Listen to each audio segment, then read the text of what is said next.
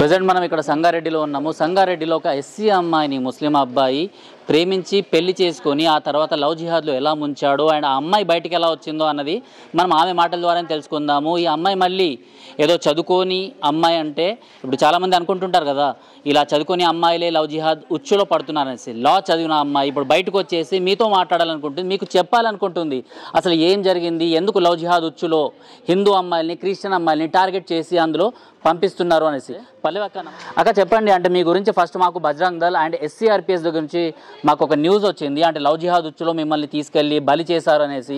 ఒక పాప పుట్టిన తర్వాత మీ పైన చేయి ఎత్తడము లేకపోతే కొట్టడము అండ్ మీ పాప పైన కూడా దౌర్జన్యం ఇలాంటివన్నీ చేయడం అనేసి తెలిసింది. అసలు మీ గురించి చెప్పండి, అసలు అబ్బాయికి మీకు ఎలా ఈ లవ్ అండ్ పెళ్లి వరకు ఎలా వెళ్ళారు? నేను లా అయిపోయిన తర్వాత నేను బంజారాహిల్స్లో ఉండే, అప్పుడు తను పరిచయం అయిన ఉండే. అంతకుముందు నుంచి మేము ఆన్లైన్లో పరిచయం అయి ఉండే. తర్వాత ఇట్లనే పెళ్లి చేసుకుంటాను మాట ఇచ్చాడు. నేను అప్పటికి నేను లా చదువుకున్నా కాబట్టి నేను కొంచెం తెలివితోనే ఆలోచించిండే, కానీ అదేం వర్క్ కాలే వాళ్ళ తెలివి ముంగట. ఇక నన్ను ఫస్ట్ లీగలీ నన్ను కోర్ట్ మ్యారేజ్ చేసుకుంటానే చెప్పాడు, స్పెషల్ మ్యారేజ్ యాక్ట్ కింద చేసుకుంటా అని చెప్పాడు. కానీ ఇంకా ఇంత అయిపోయింది కాబట్టి ఫస్ట్ పెళ్ళి ముస్లింలో చేసుకుందామని చెప్పేసి ఇష్టం లేకుండా నాకు కన్వర్ట్ చేశాడు. నేను కన్వర్ట్ ఎట్లా చేసిండ్రు? నాకు మమ్మిచ్చాడు, తెలియదు నాకు ఒక 5 డే నన్ను మార్నింగ్ తీసుకెళ్ళి వాళ్ళ అరబిక్ లేదో చెప్పించారు. నేను చెప్పాను, నాకు అంత డెప్త్గా తెలియదు అది ఏందనేది. ఆ తర్వాత చెప్పారు, ఆయన చెప్పించిన ఆయన చెప్పాడు నవ్ యు ఆర్ ముస్లిం అని అన్నాడు. ఆ తర్వాత నేను కొంచెం గొడవనే అయింది ఆ విషయంలో. నేను మా కజిన్కి చెప్పి కొంచెం గొడవనే అయింది. అది అయిన తర్వాత తను నాకు మళ్ళీ మాట ఏమని ఇచ్చాడంటే, నేను ఇప్పుడు ఏంటంటే ఇప్పుడు ఇంట్లో తెలిసిపోయింది కదా, మళ్ళీ ఈమె నాకు కానియరు వాళ్ళ పేరెంట్స్, ఈమె నాతో ఉండాలి, నేను ఇట్లా ఇంట్లో తెచ్చిపెట్టుకుంటా, అది మా షరియత్ ప్రకారం అది హరామ్ అవుతుంది. అందుకోసం ఇప్పుడైతే ఈమె నన్ను పెళ్లి చేసుకొని ఇక నా దగ్గర ఉండని, నేను ఈ 1 month లోపు నేను ఈమెను కోర్ట్ మ్యారేజ్ చేసుకుంటా అని చెప్పి చేసుకున్నాడు. నేను ఆ నమ్మకంతోనే ఉండే. అది 1 month పోయింది, 2 months పోయింది, 3 months పోయింది, ఇంకా 1 year అయిపోయింది. ఆ తర్వాత ఇంకా ఒక మొండి మాటకి ఏమొచ్చాడంటే నేను చేసుకోను, నేను కోర్ట్ మ్యారేజ్ చేసుకోను. కోర్ట్ మ్యారేజ్ చేసుకుంటే వాడు లీగలీ వాడు కొంచెం గ్రౌండ్ వర్క్ చేసుకున్నాడు, అడ్వకేట్ దగ్గరికి వెళ్ళి. కోర్ట్ మ్యారేజ్ చేసుకుంటే ఓన్లీ లీగల్ 1 and wife ఉంటుంది కదా, ఇది వద్దు అని చెప్పేసి ఇది ఉండే అనమాట. అంటే కొంచెం ఒక డామినేటివ్ థింగ్గానే ఉండే అనమాట.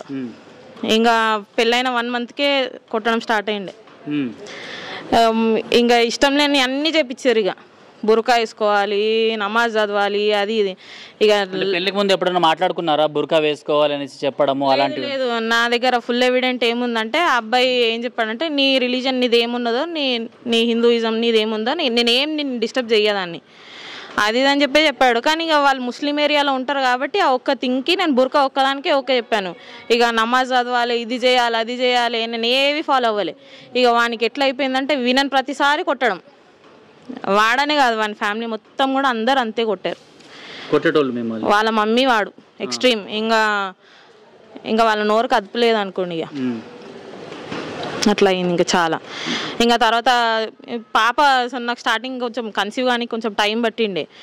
ఇంకా అదొక టైప్ ఆఫ్ మెంటల్ టార్చర్. ఎందుకైతే లేదు, నీకు ఏం ప్రాబ్లం ఉందో అది ఉంది ఇది ఉంది అనేసి ఇక నన్ను ఇక ఒక 4-5 హాస్పిటల్స్ తిరిగిన. ఆ తర్వాత కన్సీవ్ అయిన తర్వాత మళ్ళీ పోని అట్లన్నా కేర్ తీసుకున్నా అంటే అదేం లేదు, మళ్ళీ ఇదే సేమ్. మళ్ళీ చేసిన జాబ్ ఉత్త ఖాళీ ఇంట్లో అయితే కూర్చొనియలే. ఈ 3 yearsలో ఏదో ఒక జాబ్ చేస్తూనే ఉన్నా. నా ATM కూడా ఇప్పుడు ప్రెసెంట్గా అబ్బాయి దగ్గర ఉంది, నా ATM, నా థింగ్స్ అన్నీ. ఇప్పుడు డిమాండింగ్ ఏంటంటే నేను ఇప్పుడు అబ్బాయి ఇంకో పెళ్లి చేసుకుండు, అయినా నేను అక్కడనే ఉండాలి యాజ్ అ స్లేవ్గా, నాకు అవసరం లేదు అది. అందుకు ఒక 5 day నన్ను నైట్ వాళ్ళ పేరెంట్స్, వాళ్ళ మమ్మీ వాడిద్దరు కొట్టారు. వాళ్ళ అన్నయ్య కొట్టడం అంటే ఇందులో 2 రకాలు ఉంటాయి. ఒకటి వైఫ్ అండ్ హస్బెండ్ జస్ట్ నార్మల్గా చిన్న దెబ్బలాటలు ఇవన్నీ నడుస్తూనే ఉంటాయి. ఇక్కడ రక్తాలు వచ్చేటట్టు ఏమన్నా వచ్చాయా లేకపోతే? ఒకసారి అయితే ఎక్స్ట్రీమ్ అయింది. TMJ ఉంది కదా, ఇది డిస్లోకేట్ అయింది నాకు కొంచెం, ఇది సైడ్ అయిపోయింది. అట్లా అయినప్పుడు నేను ఆసిఫ్ నగర్ పోలీస్ స్టేషన్లో కంప్లైంట్ ఇచ్చినప్పుడు నేను మెడికల్స్ కూడా చేయించుకున్నా. ఇక అది కొంచెం సీరియస్గానే అయ్యి ఉండే, కానీ ఆ టైంకి నేను ప్రెగ్నెంట్ ఉండే. ఇక మా ఫ్యామిలీ వాళ్ళు కూడా అయిపోయింది, ఇప్పటికైనా మారుతాడేమో, ఒక ఛాన్స్ ఇచ్చి చూడంటే ఇక అదే లాస్ట్. ఆ తర్వాత పోని వింటాడేమో అంటే అది కూడా లేదు. 9th month ఉన్నప్పుడు కూడా ఇన్ని రోజులు ఏంటంటే ఇక చేసుకున్న కర్మకు నేను అందరిని కాదని వెళ్ళిన, నా కమ్యూనిటీని వదిలేసిన, నా రైట్స్ని నేను వదులుకుని, నేను అన్ని వదులుకొని పోయి ఉన్నా. అన్నీ ఏం లేవు. ఇంకా ఈ 3 years నుంచి ఏంటంటే ఒక డెత్ ఐడియల్ ఉంటుంది కదా, అట్లా ఉన్నా నేను అక్కడ. ఇంక ఇది ఏం అవుతలేదు. నేను చాలా ట్రై చేసిన, అంతే దాని కొంచెం నేను చదువుకున్న దాన్ని కాబట్టి దాని ప్రకారం నేను వాళ్ళకి ఎక్స్ప్లెయిన్ చేయడానికి ట్రై చేసిన నా రైట్ ఏందనేది. కానీ వాళ్ళకి ఏంటంటే ఓన్లీ ఒక మేడ్ కావాలి ఇంట్లో. అది వాళ్ళ సొంత కమ్యూనిటీ మేడ్ కాదు, బయట కమ్యూనిటీ మేడ్ అయితే వాళ్ళకు ఒక సైకిస్ట్ హ్యాపీనెస్ వస్తుంది అంటారు కదా, అదే అబ్బాయికి దొరికింది నా వల్ల. ఆ రోజు నైట్ కొట్టిన తర్వాత కూడా తెల్లారి నన్ను ఇంట్లో పెట్టి డోర్ పెట్టి వెళ్ళారు. నేను ఇక్కడ ఉంటే నా కళ్ళ ముందంటే ఇంకో పెళ్లి చేసుకొని నేను అదంతా భరించాలంటే నాకు అవసరం లేదు. ఇన్ని 3 years నా ప్రతి ఒక్కటి వేస్ట్ అయిపోయింది, నా లైఫ్, నా కెరియర్. నేను బాడీ పరంగా అయితే నేను ఎంత నష్టపోయానంటే నేను డెలివరీ టైంలో నేను ఒక 2 minutes కోమాలో ఉండేసి వచ్చినాను. అప్పుడు కూడా నాకు ఏం కేర్ రాలేదు. నేను ఇంకా నాకు వద్దనిపించింది. ఇంకా ఎన్ని కొట్టడాలు, ఈ తిట్టడాలు, మళ్ళీ నా కులం పేరుతో నన్ను ఇంకా చాలా ఘోరమైన మాటలు. అంటే పెళ్ళికి ముందు తెలుసు కదా మీది అంటే ఎస్సీ సామాజిక దళిత వర్గము అనేసి, మరి కులం పేరు మీద మళ్ళీ రావడం ఏంది? అంటే ఇస్లాంలో అందరూ ఒకటే అనేసి అంటారు కదా వాళ్ళు. వాళ్ళకి ఏం లేదండి, వాళ్ళంతా హాఫ్ నాలెడ్జ్ వాళ్ళు మొత్తం. వాళ్ళకి ఏమంటారో ఏదో అరబిక్లో చదువుకొని ఇదంతా కాదు. ఫస్ట్ వాళ్ళకి ఎడ్యుకేషన్ ఇంపార్టెంట్, అదే లేదు. అది లేనప్పుడు ఏముంటుంది? ఏం రైట్స్ వాళ్ళకి ఇది ఉండదు. కులం పేరు మీద ఎలా తిట్టిండ్రు? కులం పేరు మీద ఎట్లా తిట్టిండ్రు మిమ్మల్ని? నీచ్ జాత్ ఔరత్, ఇంకా కొంచెం వేరేగానే, ఇంకా బాడీ షేమింగ్ అయితే ఇంకా ఎక్స్ట్రీమ్ ఉండే. నల్లదానా, నీ జాతులు అందరు నల్లగానే ఉంటారు, ఇట్లా చాలా. సో ఎస్పీ గారి దృష్టికి మీరు తీసుకొచ్చిండ్రు, వాళ్ళు ఏం చెప్పారు? మళ్ళీ మీకు కొన్ని సెక్షన్స్ అయితే యాడ్ చేసిండ్రు, ఇవాళ ఇంకొన్ని సెక్షన్స్ యాడ్ చేయాలని మీరు రావడం జరిగింది, ఏం చెప్పిండ్రు? నేను వాళ్ళకి చెప్పాను, అబ్బాయి పెళ్లి చేసుకుంటున్నా అని చెప్పాడు. పెళ్లి కూడా చేసుకున్నాను నేను ఎస్పీకి కంప్లైంట్ ఇచ్చినప్పటికీ. ఇంకా వాళ్ళు బయోగమీ యాడ్ చేయలేరు, విమెన్స్ పోలీస్ స్టేషన్ వాళ్ళు. అది బయోగమీ యాడ్ చేపియాలి. అది యాడ్ చేపిస్తే అప్పుడు ఇది కొంచెం ముందుకెళ్తుంది. పల్లవి అనేసి ఈ చెల్లికి సపోర్ట్ చేయడానికి అయితే ఎస్సీఆర్పిఎస్ నుంచి మోహన్ అన్న హైదరాబాద్ నుంచి వచ్చారు, అండ్ అలానే బజరంగ్ దళ్ నుంచి అన్న కూడా మనతో పాటు ఉన్నారు, సుభాష్ అన్న. సుభాష్ అన్న, చెప్పండి ఫస్ట్ ఆఫ్ ఆల్ ఈ కేసు గురించి. మాకు మీ ద్వారా తెలిసిందన్నమాట మీడియాకి. సో చాలామంది అనుకుంటుంటారు హిందుత్వ సంఘాలు ఏవైతే ఉన్నాయో అవి ఎస్సీల తరఫున నిలబడవు, సపోర్ట్ చేయవు అనేసి. ఈ కేసుని మీరు ఫస్ట్ డే నుంచి ఛాలెంజింగ్గా తీసుకున్నారు, ఇలాంటి ఎన్నో కేసులు మీరు తీసుకున్నారు. సో ఏం చెప్పాలనుకుంటున్నారు ఈ పల్లవి అండ్ సంగారెడ్డి కేసు పైన? విశ్వ హిందూ పరిషత్తు, బజరంగ్ దళ్, హిందూ సంఘాలు ఏ ఎస్సీలకు వ్యతిరేకం కాదు. ఎందుకంటే వాళ్ళు మాలోని వాళ్ళే, మా దగ్గర చాలామంది కార్యకర్తలు ఉన్నారు, పెద్ద పెద్ద స్థాయిలో పనిచేస్తున్నారు. వల్ల మమ్మల్ని అర్థం చేసుకోవడం లోపల వాళ్ళ మెంటాలిటీ ఏమంటే Christian mentality, communism mentality, Hindu వ్యతిరేక మెంటాలిటీ ఉన్న వల్ల మమ్మల్ని వ్యతిరేకిస్తారు. మా ఆలోచన తెలిసిన వాళ్ళు, మా దగ్గర ఉన్న వాళ్ళు మమ్మల్ని వ్యతిరేకించారు, మాతో కలిసి పనిచేస్తారు. అట్లా చాలామంది పనిచేస్తున్నారు. ఇంకా పల్ల విషయంకి వస్తేమంటే ఆమె ఏమంటే ఈ సమస్య గురించి నాకు ఫోన్ చేసింది. అలా నేను వేరే వాళ్ళ దగ్గర నా నంబర్ నాకు చెప్పారు, అలా నాకు ఏమైనా సహకరిస్తావా అని చెప్పేస్తే నేను ఆ తర్వాత ఏమంటే మోహన్ తోటి మిగతాలతో అందరితో మాట్లాడేమంటే లోకల్లో జగన్ అని ఉంటాడు, ఎస్సీ సంబంధించిన బీజేపీ లీడర్ అయినా, స్టేట్ లీడరు. ఆయన కలిసి ఎస్పీ గారి దగ్గరికి వెళ్ళడం జరిగింది. ఆ ఎస్పీ గారు ఏమంటే మంచిగా స్పందించారు, యాక్షన్ తీసుకున్నారు, వారు చేసే పని వారు చేశారు. ఇంకా కొన్ని సెక్షన్ కావాలన్నప్పుడు వాళ్ళ డిఎస్పీ గారితో కూడా మాట్లాడడం జరిగింది. వారికి ఏమంటే నేను యాడ్ చేస్తాను, మీరు నా దగ్గర రమ్మని చెప్పాడు. ఏంటంటే పల్లవి ఒక ఎల్ఎల్బి క్యాండిడేట్, మంచిగా ఆలోచన అమ్మాయి. ఈ ఎల్ఎల్బి క్యాండిడేట్ లాంటి అమ్మాయిలని వల్ల, డాక్టర్స్ లాంటి అమ్మాయిలే, ఇంజనీరింగ్ చేసిన అమ్మాయిలే, మంచి పొజిషన్ అమ్మాయిల వల్ల ముస్లిం చేత మోసపోతున్నారు. ఇవాళ మోసపోయినాక అక్కడ సుఖపడుతున్నారు, ఆ సంతోషంగా కూడా అంటే వాళ్ళ అవసరం గురించి ఏదో వాళ్ళు ఎంజాయ్ చేసినాక బయటకు వదిలేస్తున్నారు. మేము చాలా సందర్భాలు అమ్మాయిలు చెప్తున్నాం, కౌన్సిలింగ్ ఇస్తున్నాము. మీరు ముస్లిమ్స్ ఏమంటే ఇది జిహాద్ అంటే ఇది ఒక యుద్ధం, అంటే ఈ దేశాన్ని ఏమంటే ఇది ఇస్లామిక్ దేశం చెయ్యాలి అన్న ఒక కంకణం కట్టుకునే వల్ల వాళ్ళందరి వాళ్ళ పనిచేస్తున్నారు. వాళ్ళు హిందూ అమ్మాయిల టార్గెట్గా, హిందూ భూముల టార్గెట్గా, హిందూ మందిరాల టార్గెట్గా, హిందూ వాళ్ళే ఒక టార్గెట్గా వాళ్ళ మగ పిల్లలంగడి వాళ్ళు ఏమంటే ముస్లింగా మార్చేసుకుంటున్నారు. వాళ్ళ ఏదో ఒక హిందూ అమ్మాయిని, ఒక హిందూ అబ్బాయి ముస్లిం అమ్మాయిని లవ్ చేస్తామంటే దాన్ని వాళ్ళంటే ముస్లింగా మార్చేసుకున్నారు. వాళ్ళ లక్ష్యం ఏంటంటే ఇస్లామిక్ దేశం చేయాలని ఒక లక్ష్యంతో వాళ్ళు పనిచేస్తున్నారు. కాబట్టి మన వాళ్ళందరూ ఆలోచించలేకపోతున్నారు.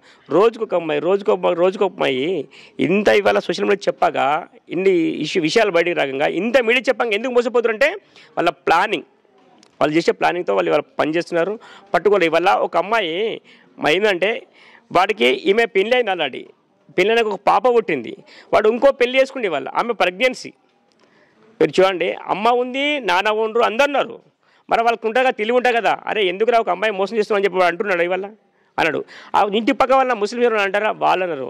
వాళ్ళ పెద్దవాళ్ళని తిడతారా, ఎవరు తిట్టారు, చిన్న పిల్లలను సపోర్ట్ చేస్తారు. అంటే వాళ్ళు ఏమంటే వాళ్ళ లక్ష్యం ఉంది ఇస్లామిక్ కంట్రీ చేయాలని ఒక లక్ష్యం గురించి చిన్న నుంచి పెద్దవాళ్ళకి అందరూ పనిచేస్తారు, ఆ లక్ష్యంతో పనిచేస్తారు. కాబట్టి మన వాళ్ళు మోసపోతారు. కాబట్టి లవ్ జిహాద్ కేసు లోపల ఇవాళ పల్లవిని ఆదర్శం తీసుకోవాలి. చాలామంది అమ్మాయిలు ముస్లిమ్స్ అంటే ఏమైతే అండి, మాట్లాడితే తప్పేముంది, నేను మేజరే కదా, నాకు అన్నీ తెలుసు కదా, నాకు మీరెవరు చెప్పడానికి అని చెప్పేసి చాలా ఓవర్ రియాక్షన్ తోటి అమ్మాయిలు మాట్లాడతారు. అట్లాంటి వాళ్ళే మోసపోయే వాళ్ళ జీవితాలు దెబ్బతీసుకుంటారు. కుటుంబాన్ని కాలేకుండా సమాజంలో తిరగలేకుండా అవమానంగా చనిపోతున్న వాళ్ళు చాలామంది ఉన్నారు. కాబట్టి ఈ పల్లవిని ఆదర్శం తీసుకొని హిందూ అమ్మాయిలారా మీరు ఆలోచించండి, తల్లిదండ్రులారా మీరు ఆలోచించండి. హిందువుగా పుట్టారు, మీరు హిందువుగా జీవించాలి, హిందువుగా చావాలి, అది మీ కర్తవ్యం. ఏదో అవసరాల గురించి ఏమంటే బయటికి వెళ్ళేసి ఏవో ఆకర్షణ గురించి జీవితాన్ని నాశనం పట్టించుకొని మీ జీవితాన్ని ఖరాబ్ చేసుకోకండి.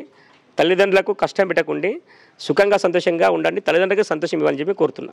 ఒక మాట అక్క, మీకు సుభాష్ అన్నకైనా మోహన్ అన్నకైనా సంబంధం ఉందా? అంటే వీళ్ళు ఇంతకుముందు మీకైనా తెలుసా? లేదు లేదు లేదు. దిక్కుతోచని స్థితిలో ఈ చెల్లి ఉంటే ఈ చెల్లి కేసుని హ్యాండిల్ చేసింది సుభాష్ అన్న అండ్ SCRPS నుంచి మోహన్ అన్న. సో మోహన్ అన్న సొంత చెల్లిలాగా ఫస్ట్ డే నుంచి ఈ కేసుని హైదరాబాద్ నుంచి సంగారెడ్డికి వస్తూ ఇలాంటివన్నీ ఛాలెంజింగ్గా తీసుకుంటున్నారు. అన్న చెప్పండి, ఒక అడ్వకేట్ LLB చదువుకున్న ఒక అమ్మాయి ఇవాళ లవ్ జిహాద్ దాంట్లో చిక్కుకొని ఇవాళ బయటకు వచ్చి నిజంగా ఇంత ధైర్యంగా మాట్లాడగలుగుతుంది ఇవాళ. సో ఈ కేసు ఫస్ట్ నుంచి మీరు డీల్ చేసినప్పుడు మీకు ఏమనిపించింది? ఇలాంటి కేసెస్ ఇంకా ఎన్నో ఉన్నాయి. అంటే ముఖ్యంగా సోదరి పల్లవి విషయంలో కేవలం ఆమె లవ్ జిహాద్ ఉచ్చులో చిక్కుకొని బయటికి రాలేదు. ఆమె ఆల్రెడీ చచ్చిపోదాము, సూసైడ్ చేసుకుందాం అన్న టైంలో ఆమెకి ఎట్లనో ఏ భగవంతుడు కాపాడిండో మళ్ళీ ఆలోచన వచ్చి ఈ పోరాటం చేయాలనేటువంటి స్ఫూర్తితో అన్నను కలవడము, తర్వాత మమ్మల్ని కలవడము, దీంట్లో మాకు తోచిన సహాయం మేము చేయడము, తన న్యాయ పోరాటంలో తాను ఒప్పుకొని ముందుకు రావడం అనేది జరిగింది తప్ప, లేకపోతే ఒకవేళ కొంచెం ఏమన్నా మనస్సు కనుక ఒకవేళ బలహీనంగా ఉండింటే ఈ పాటికి పల్లవి అనేటటువంటి సోదరి మన కళ్ళ ముంగలు ఉండేది కాదు, పైలోకాలకు వెళ్ళిపోయేదేమో. ఇప్పుడు నేనేమంటున్నా అంటే ప్రతి ఒక్కరికి అంత గుండెధైర్యం ఉండకపోవచ్చు, కొంతమంది ఆవేశంలో నిర్ణయాలు తీసుకోవచ్చు. నేనేమంటున్నా అంటే పల్లవి కూడా ఇప్పుడు ఆమె జీవితం పరిస్థితి ఏంది ఒక్కసారి ఆలోచించండి. ఈ యొక్క వీడియో చూస్తున్న వాళ్ళు, పల్లవి న్యాయ పోరాటం చేస్తుంది, కొట్లాడితే అంతా బాగానే ఉంది, కానీ ఆమె భవిష్యత్ పరిస్థితి ఏంది? ఆమె పోనీ సింగిల్గా ఉందా, ఇంకో పెళ్లి చేసేద్దాం సింపుల్గా అన్నట్టు, ఆమెకు ఇప్పుడు చక్కని పాప పుట్టింది, సంతోషమే, కానీ ఇప్పుడు ఆ పాప బాధ్యత ఏంది, ఆమె పరిస్థితి ఏంది, వాళ్ళని ఎవరు చూసుకోవాలి? ఆమె జీవితాంతం అట్లా ఒంటరి ఉండాల్సిందేనా? ఇంకో సమస్య, ఇంకో సంబంధం చూడాలంటేనేమో మన దాంట్లో హిందువులలో బాగా డబ్బు పిచ్చి ఎక్కువైపోయింది, కట్నాల పిచ్చి, డబ్బు పిచ్చి ఎక్కువైపోయింది. పోనీ ఎవరైనా మంచి చూసి చేద్దామంటే రకరకాల సమస్యలు ఉన్నాయి. నేనేమంటున్నా అంటే హిందువుల ఆడపిల్లలకు ఒకటే చెప్తున్నా, ఈరోజు లవ్ జిహాద్ అనేటటువంటి పేరుతోటి ముఖ్యంగా ఎస్సీల అమ్మాయిలను, SC ST BCల అమ్మాయిలను, ముఖ్యంగా పంజాబీ, సిక్కు, మార్వాడి అమ్మాయిలను, అగ్రవర్ణాల అమ్మాయిలు అందరినీ కూడా టార్గెట్ చేసి ఒక కుట్రాపూరితమైనటువంటి వ్యవహారం నడుస్తుంది. ఆ కుట్రాపూరితమైనటువంటి వ్యవహారం కొంతమంది ముస్లిం యువకులు వాళ్ళ యొక్క ఆలోచన ఏ విధంగా ఉండొచ్చు కనుక, అది నిజాయితీగా ఉండొచ్చు, కొంతమంది అది కుట్రాపూరితంగా చేస్తుండొచ్చు, కానీ ఏదెట్లున్నప్పటికీ కూడా వాళ్ళ పూర్తి స్వేచ్ఛను కోల్పోతున్నారు. హిందువులలో ఉన్నటువంటి స్వేచ్ఛ అమ్మాయిలకు మీకు ఇస్లాంలో పోయిన తర్వాత ఉండదు, ఎందుకంటే అది మతపరమైనటువంటి అంశం. లీగల్ పాయింట్స్ ఇవే చెప్తున్నాయా? లీగల్ పాయింట్స్లో కూడా ఉంది, అఫ్కోర్స్ ప్రాపర్టీ ఇష్యూస్లో, ప్రాపర్టీ షేర్స్లో వగేరా ఉన్నాయి, కానీ నేను లీగల్ పాయింట్ ఆఫ్ వ్యూ మాట్లాడట్లేదు. నువ్వు జనరల్ స్వేచ్ఛ ఏదైతే ఉందో, మామూలుగా నీకు భౌతిక స్వేచ్ఛ ఏదైతే ఉందో బయటి విషయాలలో కానీ, మీకు వాళ్ళ వస్త్రధారణల విషయంలో కానీ, ఆహారపు అలవాట్లు, అమ్మాయి ఇందాక చెప్పడం మర్చిపోయింది, బలవంతంగా బీఫ్ కూడా తినిపించారంట. నిజంగా జరిగింది అట్లా? జరిగింది. అంటే ఫస్ట్ నార్మల్గా గోట్ మీట్ అని చెప్పేసి ఇది బీఫ్ మీట్ తినిపించారు. అది తిన్నాకనే నాకు ఒక డిజార్డర్ స్టార్ట్ అయింది. ఇది లైక్ యూ కెన్ సీ ఈ చేతి మీద నాకు ఆ నాన్ వెజ్ పడక. నార్మల్గా నేను దాంట్లో కూడా చాలా గొడవలు అయ్యేటి. నాది నేను సపరేట్గా ప్లేట్స్ పెట్టుకుంటే వాళ్ళకి కావాలని ఆ ప్లేట్స్లో వాళ్ళ వస్తువులు వేసి తినేటోళ్ళు. ఇంకా ఇది 3 years నుంచి ఇదే. దీనివల్ల ఇప్పుడు ఈ డిజార్డర్ ఏంటంటే నాకు లైఫ్ టైం నేను చచ్చిపోయేదాకా ఉంటుంది నాకు. దీనివల్ల నేను ఒక ఎగ్ కూడా తినలేను. ఇప్పుడు నేను ఆ పరిస్థితికి వచ్చింది. అది ఇంత డిస్క్రిమినేషన్ ఏంటంటాను. డిస్క్రిమినేషన్ ఏంటంటే నేను అదే అంటున్నాను కదా, మీరు మతపరమైనటువంటి, సరే నేను ఏదో మతాన్ని టార్గెట్ చేయాలనే ఉద్దేశం నాది కాదు, కానీ ఈరోజు జరుగుతుంది మాత్రం అదే, వాస్తవానికి జరుగుతుంది మాత్రం అదే. ఈరోజు హిందూ అమ్మాయిలను ఇప్పుడు రోడ్డు మీద ఒక ముస్లిం అమ్మాయిని కనుక ర్యాపిడోడో లేకపోతే ఇంకేదో ఫ్రెండో అన్ననో, ఒక అన్న లాంటి వేరే ఇతర మతస్థులు ఎవరైనా తీసుకెళ్ళినా కూడా ఆపి మరీ కొడుతున్నారు. చాలా సందర్భాలు మనం హైదరాబాద్ చూస్తున్నాం. కానీ ఇక్కడ మా జాతి బిడ్డలను డైరెక్ట్గా తీసుకెళ్ళి పెళ్ళిళ్ళు చేసుకొని మోసపోయిన తర్వాత వాళ్ళ ఇంట్లో రోడ్డు మీద వదిలేయడము, అదేవిధంగా కొంతమందిని చంపేయడము ఎన్నో ఇన్సిడెంట్స్ ఉన్నాయి. నేను మీకు చూపిస్తాను. ఏది రైన్ బజార్లో రాధిక కానీ ఏమంటారు మన ఏది మన సరూర్ నగరు, మన జంగం బస్తీ, నాంపల్లి చాలా అంశాలలో అమ్మాయిలు చనిపోవడం జరిగింది. సో ఇట్లాంటి అంశాలపైన ఏంటంటే ఈరోజు యావత్ సమాజంలో ఇది ఒక్క హిందువుల సమస్య మాత్రమే కాదు, క్రైస్తవ అమ్మాయిలు, సిక్కులు, జైనులు అందరూ ఈరోజు కేరళలో చాలామంది క్రైస్తవ అమ్మాయిలు లవ్ జిహాద్కు గురవుతున్నారని చెప్పి దాంట్లో అన్ని కమ్యూనిటీస్ ఉండొచ్చు కనుక వాళ్ళందరూ కూడా ఈరోజు మురబెట్టుకుంటున్నారు. ఏం చేయాలి అర్థం కాని దిక్కుచోచని పరిస్థితుల్లో వాళ్ళు పోరాటం చేస్తున్నారు. ఇట్లాంటి పరిస్థితులలో ఇంకెన్ని జీవితాల నాశనం అయితే మన వాళ్ళకు తెలివి వస్తుంది అనేది మాకు అర్థమవుతలేదు. నేనేమంటే అమ్మాయి యొక్క కళ్ళ ముంగలు ఉన్నటువంటి సజీవ సాక్ష్యం. అమ్మాయి నిజంగా కొంచెం అటు ఇటు అయినట్టు ఈ పాటికి మన ముందలు ఉండేది కాదు. అట్లాంటి పరిస్థితులకు వెళ్ళి బయటకు వచ్చిన అమ్మాయి ఈరోజు తన న్యాయం జరగాలని పోరాటం చేస్తుంది. ఇందులో న్యాయం ఏంది చెప్పండి? న్యాయం ఎట్లా జరుగుతుంది? వాడు ఆల్రెడీ ఇంకో పెళ్లి చేసుకోండి అని చెప్పి మాకు ఉన్నటువంటి సమాచారం. వాడు పెళ్లి చేసుకొని హ్యాపీగా ఉంటుండు. ఈ అమ్మాయి పరిస్థితి ఏంది ఇప్పుడు? వాళ్ళ మతాచారం ప్రకారం 3-4 పెళ్లిళ్ళు కూడా ఇంతకు ముందుకు 7 ఉండే అంటారు, తర్వాత ఇప్పుడు 4 అయినాయి అనేది ఇప్పుడు మతాచార ప్రకారం 4 ఉన్నాయి. ఇప్పుడు 4 వివాహాలు కూడా వాళ్ళు చేసుకోవచ్చు. సరే, దాంట్లో యాక్చువల్లీ ఇలా పర్మిషన్ కావాలి, కానీ పర్మిషన్ ఏముంది? ఇంట్లోకి వెళ్ళి బెడబట్టి బయటకు వెళ్ళగొట్టేశారు. ఇప్పుడు ఆమె కూడా అక్కడ ఉన్నటువంటి డిస్క్రిమినేషన్ అవుతుందో, హింస అవుతుందో దాని నుంచి పోవాలంటే ఆమె కూడా అక్కడ ఉండలేని పరిస్థితి. ఇప్పుడు ఇక్కడ నుంచి హిందువులలో కానీ క్రైస్తవులలో కానీ మనం పెరిగినటువంటి స్వేచ్ఛ వేరే, ఆడపిల్లలకు మనం ఇచ్చే స్వేచ్ఛ వేరే, అక్కడ ఉన్నటువంటి పరిస్థితులు వేరే. ఈ పరిస్థితులలో ఆమె పోవాలన్నా పోలేని పరిస్థితి. ఇప్పుడు ఆమె పరిస్థితి ఏంది? అక్కడ మింగలేక కక్కాలేక ముందుకు పోతే నువ్వు వెనక్కిపోతే గుయ్యి అన్నట్టు ఇంకెన్ని రోజులు ఈ పరిస్థితి? ఇట్లాంటి పరిస్థితులలో ఇప్పుడు అమ్మాయి జీవిత పరిస్థితి ఏంది? ఇప్పుడు న్యాయ పోరాటం కూడా చాలామంది కొంతమంది మిస్యూజ్ చేయడం వల్ల, ఏదైతే 498 చట్టం ఉందో దాన్ని మిస్యూజ్ చేయడం వల్ల పోలీస్ స్టేషన్లలో సెక్షన్స్ కూడా చాలా సింపుల్ అయిపోయింది. 498 అనేది స్టేషన్ వెళ్ళి ఇచ్చి పంపించేస్తారు. వాస్తవానికి చెప్పాలంటే ఈ అమ్మాయి దాంట్లో కేసులో బైగమి కూడా యాడ్ చేయాలి. పోలీసు వారిని, ఎస్పీ గారిని అది కూడా అడగడం జరిగింది. వాళ్ళు సానుకూలంగానే స్పందించడం జరిగింది. కాకపోతే ఇది అంతా ఎప్పుడు జరగాలి, దీనికి న్యాయం ఎప్పుడు జరగాలి? ఆ లోపల ఆమె సగం జీవితం వెళ్ళిపోతుంది, ఆమె నెక్స్ట్ జీవితం పరిస్థితి. కాబట్టి నేను ఒకటి చెప్తున్నా. ఈరోజు దళిత సోదరీమణులు కానీ లేదా మిగతా వర్గం ఎస్సీ ఎస్టీ బీసీ మైనార్టీలో నాన్ ముస్లిం మైనార్టీకి నేను పర్టికులర్గా చెప్తున్నా. అఫ్కోర్స్ ముస్లిం అమ్మాయిలకు కూడా అన్యాయం జరిగితే న్యాయం జరగాల్సిందే ఎవరైనా సరే, కానీ ఇక్కడ ఎక్కువ శాతం జరుగుతుంది మాత్రం ఈ నాన్ ముస్లిం కమ్యూనిటీస్కి. Either it may be Christian, Sikhs ఎవరైనా ఉండొచ్చు కనుక. సో వీళ్ళందరూ కూడా నేను ఒకటి విన్నవిస్తున్నాను. My humble appeal to all the communities. నేను ఒకటే ఇస్తున్నాను, ఈ లవ్ జిహాద్ అనేటటువంటి కుట్ర. దయచేసి మీరు ఏదో వాళ్ళు వచ్చేసిర్రు సింపుల్గా, కొంతమంది ఎవరో ఒక ముస్లిం వర్గానికి చెందినటువంటి అబ్బాయి కనుక వచ్చి ఇది ప్రేమ అంటే కనుక మీరు దయచేసి 1-10 సార్లు చెక్ చేసుకోండి. ఆ ఉచ్చులో పడితే మీరు బయటికి రాలేని పరిస్థితి, అది బ్లాక్ హోల్లో పడ్డట్టే. అది మీ దగ్గరకు వస్తానన్నా, న్యాయం గురించి నిలబడాలి, ఫైట్ చేయాలి, కానీ సూసైడ్ వరకు ఎందుకు వెళ్ళినరమ్మా మీరు? ఇప్పుడు నేను అంటే మీరు ఇష్టపడే ఫస్ట్ పెళ్లి చేసుకున్నారు, మరి సూసైడ్ వరకు వెళ్ళాల్సిన కారణాలు ఏమి వచ్చినాయి? ఇంత చదువుకునే నన్నే ఇంత పెద్ద లూప్ హోల్ వేసిరంటే నేను ఇంకా దాన్ని బయటికి రాలేను. నేను ఇప్పుడు వాని అడ్వాంటేజ్ ఏంటంటే నన్ను ముస్లింలా కన్వర్ట్ చేసిండు. నాకు ఇష్టం ఉన్నా లేకపోయినా నాకున్న చిన్న పాప కూడా తను ఇప్పుడు ముస్లిం అన్నట్టే కదా తను పుట్టినప్పుడు. వాళ్ళ టార్గెట్ ఇది ఇప్పుడు ఈజీగా ఏమంటుండో, మళ్ళీ నా పాప సంగతి ఏంటంటే ఇచ్చే నా పాపని పెంచుకుంటానన్నారు వాళ్ళు. నేను తీసేసుకుంటే ఇచ్చే. ఎట్లా ఇస్తాం? లైక్ ఇన్ని రోజుల నుంచి నీ బిహేవియర్ చూసి నీ ఇవన్నీ చూసి నేను ఎట్లా ఇస్తా? ఇవ్వను నేను ఎందుకు ఇస్తా? నేను ఇయ్య. ఇంత ఎట్లాంటి లోప్ హోల్ వేసారంటే ఇప్పుడు ముస్లింలా కన్వర్ట్ చేస్తే ఇంకా వాళ్ళ రైట్ వాళ్ళకి నడుస్తుంది అన్నట్టు. ఇది వాళ్ళు అన్ని గ్రౌండ్ వర్క్ చేసుకొనే ఇలా దిగుతారు. ఇది దిగిన తర్వాత ఎట్లా అంటే అవతల మనిషికి ఇంకా ఛాన్స్ ఉండదు అందులోకి బయటికి రానికి. ఇప్పుడు నేను అట్లాంటి పొజిషన్లో ఉన్నా. నేను చెప్పాలనుకుంటున్నారు ఎవరైతే చూసే వాళ్ళు ఉంటారో, లవ్ జిహాద్ అన్నది చాలా మంది ఫేక్ అనేసి అంటుంటారు. నిజంగా హిందూ అమ్మాయిల్ని ఏదైతే చేస్తున్నారో అదంతా ప్రాపగాండా అనేసి చెప్పేటోళ్ళు ఉన్నారు. వాళ్ళకి ఏం చెప్తారు మీరు? ఇది నిజమే, వాళ్ళు టార్గెటే చేస్తారు. టార్గెట్ చేసి ఇది వాళ్ళు ఒక 10 పీపుల్ని, వాళ్ళ కమ్యూనిటీ వాళ్ళని వాళ్ళు ఏమంటారు ప్రొవోక్ చేస్తారు. చూడు ఇప్పుడు నేను ఇట్లా చేసినా నీకేం కాదు, ఇంకా నువ్వేం చేయలేరు వాళ్ళు లీగలే. ఎందుకంటే వన్స్ కన్వర్టెడ్ వాళ్ళ రూల్స్ నడుస్తూనే ఉంటాయి వాళ్ళ షరియత్ ప్రకారం. ఏంటంటే ఇంకా వాళ్ళకి అడ్వాంటేజ్ అయిపోతుంది, అవతల మనిషికి డిసడ్వాంటేజ్. ఇప్పుడు నేను ఆ డిసడ్వాంటేజ్లో ఉన్నా. నేను అది ఇంకా చెప్పలేము, ఆ లూప్ హోల్ నుంచి బయటికి రాలేం. ఎంత తెలివి ఉన్నా ఒకసారి వాళ్ళతో ఇదైపోయారంటే ఇంకా వేస్ట్. ఇంకా అది ఏ చదువున్నా ఏమున్నా అదంతా వేస్ట్. బెటర్ అందుకే ఇది స్టార్టింగ్లో ఉన్నప్పుడే దాన్ని వదిలేసుకోవడం బెటర్. అన్న మీరేం చెప్తారు ఫైనల్గా? సో అమ్మాయి తరఫున ఎప్పటిదాకా మీరు ఫైట్ చేస్తారు? అమ్మాయికి న్యాయం జరగక మా ఆర్గనైజేషన్ వెనుక ఉంటుంది. విశ్వ పరిషత్ బజరంగ దళ కార్యకర్తలు ఆమెకు ఎప్పుడు సహకరిస్తాం. వాళ్ళ ఇంటికి వాళ్ళ అమ్మతో వెళ్ళడం జరిగింది, ఇంటికి వెళ్ళి మాట్లాడడం జరిగింది. విషయం తెలియగానే ఇవల్ల పల్లవి లాంటి వాళ్ళు వేలాది మంది, ఇంచుమించు లక్షలాది మంది దేశం లోపల అనేక మంది అమ్మాయిలు వాళ్ళ జీవితాలను బలిదానం చేసుకున్నారు. కాబట్టి ఈ బలిదానం జరగకూడదంటే ఎవరైతే ముస్లిం అమ్మాయితో ఫ్రెండ్షిప్ ఉంటున్నారో, ముస్లిం అబ్బాయితో ఫ్రెండ్షిప్ ఉంటున్నారో, వాళ్ళ కుటుంబం వాళ్ళతో ఫ్రెండ్షిప్ ఉంటున్నారో మీరందరూ జాగ్రత్త అని వల్ల మేము హెచ్చరిక చేస్తున్నాం. వేరే బిజినెస్ పరంగా ఉంటే వేరే సంబంధాలు ఉంటే వేరే, కానీ లవ్ అనే విషయం లోపల కానీ మీరు వాళ్ళతో ఒకవేళ మూమెంట్ అవుతుంటే మీ జీవితాలు నాశనం అవుతాయని జాగ్రత్త అని వల్ల మేము హెచ్చరిక చేస్తున్నాం. మీరు అడగండి, మీ పక్కన వాళ్ళకి అడగండి. ఇవాళ పల్లెలు లాంటి వాళ్ళు చాలామంది ఉన్నారు, చాలామంది బలైపోయారు. రాగలేక, బయటికి వెళ్ళలేక, బీఫ్ తినలేక, నమోదు చేయలేక కష్టాలు పడుతూ వాళ్ళ జీవితాలు నాశనం పట్టించుకుంటారు. కాబట్టి హిందూ అమ్మాయిలారా జాగ్రత్త, హిందూ తల్లిదండ్రులారా మీ పిల్లలు ఏం చేస్తారు, ఏ ముస్లింతో మాడుతారో, వాళ్ళతో ఎలా ఫ్రెండ్షిప్ చేస్తారో మీరు కొద్దిగా ఆలోచించండి. వాళ్ళని ఎడ్యుకేట్ చేయండి, మీ దారిలో మీరు పెట్టుకోండి. అమ్మాయి పోయినాక నా అమ్మాయి పోయింది, నేను పిండం పెడుతున్నా, అది నాకు చచ్చిపోయింది, నాకు అవసరం లేదని చెప్పేసి ఆ మాటలు పనికి మళ్ళీ మాట్లాడకండి.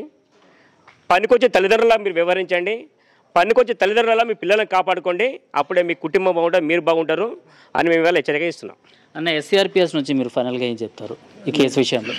నేను ఇక ఈ కేసు విషయం అనే దానికన్నా నేను జనరలైజ్గా ఒక విషయం చెప్పాలనుకుంటున్నాను. మన ఎవరైతే మన కమ్యూనిటీ పెద్దలు ఉన్నారో వీళ్ళందరికీ కూడా ఇట్లాంటి సంఘటనలు జరగడానికి కారణం ముఖ్యంగా అమ్మాయిలకు టైంకి పెళ్లి చేయకపోవడం.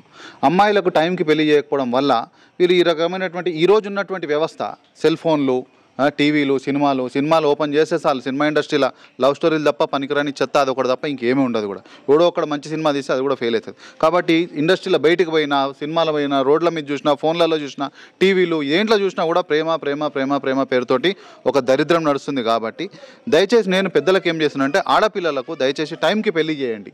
టైంకి పెళ్లి చేసి ఒక మంచి యోగ్యుని చూడండి తప్ప కోట్ల ఆస్తులు ఉండాలి, మంచోడిని చూడండి, మినిమం గ్యారంటీ ఫైనాన్షియల్ స్టెబిలిటీ ఉండి చూసి చేయాలి తప్ప 1000 కోట్లు ఉండాలి, 100 కోట్లు ఉండాలంటే కాని పని. టైంకి పెళ్లి చేస్తే అమ్మాయి ఆనందంగా ఉంటే అదే 100 కోట్లు, అదే 1000 కోట్లు. కాబట్టి టైంకి పెళ్లి చేస్తే ఆటోమేటిక్ ఇట్లాంటి రోగాలకు ఆటోమేటిక్గా అదే సగం మందు. ఇంకోటి ముఖ్యంగా నేను ఇంకో మాట ఏం చెప్తున్నానంటే ఉద్యోగాల పేరుతోటి ఇష్టం వచ్చినట్టు 10 ఏళ్ళు అమ్మాయికి ఒక పెళ్లి వయసు అనేది ఒక 18 తర్వాత ఎప్పుడైనా చేసే పెళ్లి వయసు, అది రాజ్యాంగం ఇచ్చినటువంటి హక్కు, స్వేచ్ఛ. 18 తర్వాత ఒక 22 వరకు చలో అమ్మాయి కూడా కొంచెం లైఫ్ ఎంజాయ్ చేయాలి, వాళ్ళకి స్వేచ్ఛ ఎంజాయ్ చేయాలి. కాబట్టి దాని తర్వాత కూడా ఇంకా 30 ఏళ్ళ వరకు ఉద్యోగాలు చేయించుకుంటూ కూర్చుంటే మా అమ్మాయిలకు ఇదే వాళ్ళకి తెలియదండి. పాపం వాళ్ళకి తెలియక ఇటువంటి స్టెప్ వేస్తారు. అవతలోడు కుట్రతోటి ఉన్నాడా, మంచి ఉద్దేశంతో ఉన్నాడు అంటే వాళ్ళకి ఎట్లా తెలుస్తుంది? తెలియదు. కాబట్టి వాళ్ళు కూడా తెలియక ఈ ట్రాప్లో పడుతున్నారు. కాబట్టి నేను తల్లిదండ్రులకు, ముఖ్యంగా ఆడపిల్లలకు కానీ తల్లిదండ్రులు నేను విన్నవించేది ఏంటంటే ఏ వయసులో జరగాల్సిన ముచ్చట ఆ వయసులో జరగకపోతే ఇలాంటి అనర్థాలే వస్తాయి. కాబట్టి ముఖ్యంగా అబ్బాయిలు మీరు కట్నం కోసం పడిదావకండి.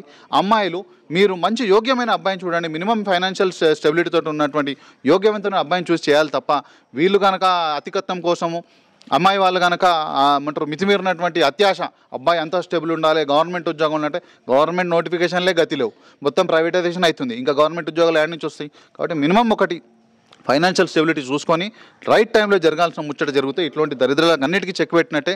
కాబట్టి దయచేసి ఈరోజు హిందూ సమాజానికి నేను ఇది ఒకటే విన్నవిస్తున్నాను, అది ఏ కులమైన ఉండొచ్చు కనుక రైట్ టైంకి అమ్మాయిలకు మనం పెళ్లి చేస్తే మన పరువు నిలబడుతుంది. రకరకాల కుట్రలకు వెళ్ళి మన కుటుంబాల్లో ఉన్నటువంటి మన ఆడబిడ్డలు కూడా కాపాడబడతారని చెప్పి తెలియజేసుకుంటాం. ఎందుకు వేరే దళిత సంఘాలు ముందుకు రావట్లేదు? కేవలం ఎస్సీఆర్పీఎస్ మాత్రమే దళిత అమ్మాయిలైనా, బ్రాహ్మణ అమ్మాయిలైనా, ఎవరైనా కూడా లవ్ జిహాద్ అని తెలవగానే మీరు ముందుకు వస్తున్నారు. కానీ వేరే సంఘాలు ఎందుకు రావట్లేదు? సోకాల్డ్ సంఘాలు చాలా ఉంటాయి కదా, పోలీస్ స్టేషన్స్లో మా ఫలానా దళిత వాళ్ళకి అన్యాయం జరిగింది అనేసి తెలుసుకొని వెళ్ళి అక్కడ పోరాటం చేస్తుంటారు. కానీ ముస్లిమ్స్, అవతల సైడ్ ముస్లిమ్స్ అనేసరికి భయపడి వెనకలు వెళ్ళే వాళ్ళు చాలామంది ఉంటారు. అంటే దీంట్లో ఒక కారణం ఉంది. దళిత సంఘాలు రావనేం లేదు, కాకపోతే వాళ్లకు దీని అవసరం కనిపిస్తలేదు, వాళ్లకు దీనివల్ల జరిగే నష్టం కనిపిస్తలేదు. వాళ్ళు దాళ్లలో కూడా నిజాయితీగా వాళ్ళకి తెలిస్తే వచ్చే వాళ్ళు ఉన్నారు, కాకపోతే వాళ్ళ దృష్టి దీని మీద లేదు. వాళ్ళ ఉద్యమము, వాళ్ళ దృష్టి అంతా వేరే వైపు ఉంది. వాళ్ళు ఎట్లా అంటే ఇప్పటికి కూడా దాంట్లో కొంతమంది కమ్యూనిస్టు భావజాలంతో లేదా ఇంకేదైనా ఇతర మతస్థల భావజాలంతో వాళ్ళు ఉండడం వల్ల ఏంటంటే ఇది మా సబ్జెక్ట్ కాదు అనుకుంటారు తప్ప ఇది కూడా చాలా భయంకరమైన సబ్జెక్ట్. ఇది పూర్తిగా దళిత సమాజంలో ఉన్నటువంటి ఆడబిడ్డలు, నేను చెప్తున్నా కదా, ప్రకృతికి ఏమంటారు ఈ భూమాతకు తర్వాత ఆడబిడ్డకే 1-2 చేసే శక్తి ఉంది. అంత శక్తి భగవంతుడు ఈ రెండింటికే ఇచ్చిండు.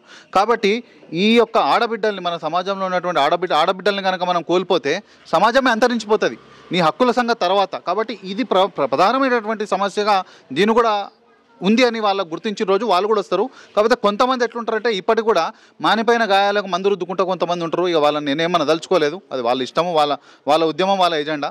కాకపోతే ఈ సమస్యను కూడా యావత్ దళిత సమాజాలు, మిగతా సంఘాలు కూడా గుర్తించాలి. గుర్తించి ఈ యొక్క సమస్యలపైన పోరాటాలని చెప్పి నేను కోరుకుంటున్నా. ఎస్సీ రిజర్వేషన్ పరిరక్షణ సమితి నుంచి కోరుకుంటున్నాం. కాకపోతే అది కొంతమందికి తెలిసి వస్తారు, కొంతమంది తెలిసినా కూడా రారు. దాంట్లో అది వాళ్ళ విజ్ఞతగా వదిలేస్తున్నాం. ఎలాంటి న్యాయం కావాలనుకుంటున్నారు? నేను ఇప్పుడు నా దగ్గర ఉన్న ఎవిడెన్స్తో ప్రకారం అయితే నేను అబ్బాయిని పనిష్ చేసేదాకా, నేను కోర్టుకి లాగి అవన్నీ వాడిని ఎవిక్ట్ చేసేదాకా నేను వదిలా. ఏంటంటే లైక్ ఇప్పటికైనా అవేర్ అవ్వాలి. ఎంత చదువుకున్నా కొందరు చేతిలో మోసపోతాం కదా, ఇప్పటికన్నా కొంచెం అవేర్ అవ్వాలి జనాలు. ఇంకా ఇది ఇప్పుడు ఎండ్ వరకు వెళ్ళేదాకా నేను అన్న వాళ్ళతో నేను స్టెబుల్గా నుంచుంటా. I won't change my words, ఇదైతే పక్కా. Thank you.